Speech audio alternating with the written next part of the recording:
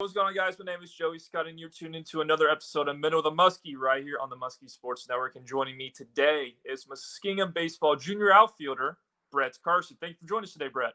Thank you for having me. Happy to be here. All right, man. Ready to answer a few questions for us? Yes, sir. All right. First question for you, Brett. Why baseball? What made you fall in love with the sport? So when I was real little, I remember me and my dad would always sit on the couch and watch professional baseball. And then when it came time for me that I was able to finally start playing baseball, there was no question I want to jump into it.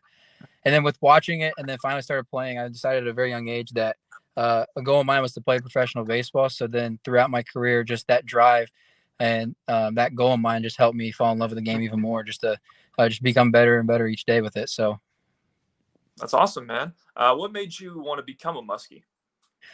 So when it came down to it, I had a couple schools, but like what I tell everybody is when I was on campus, when I was on other visits, I would say it seems like there were some people that like felt like they had to be nice to you, when I felt like it was just very genuine when I came to Muskingum. Like everybody was just willing to help. Everyone was asking how your day was going, just and just the community aspect of it. Me coming from a little bit of a small town, Muskingum is a little bit more of a smaller town.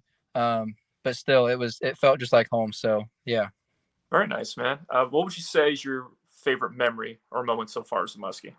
I would say my favorite memory, I'll definitely have to go with Norris on this again. I would say the Florida trip this year, the second year. But I think I'll go down one more with it. I'll say that first victory, that first game we played, it was very nice for us because like all of our hard work put in and to see us win in like a walk-off fashion like that, it was just like everything just felt right, because I know the last couple of years opening game was kind of a struggle for us, and we finally got over that hump and it was finally good.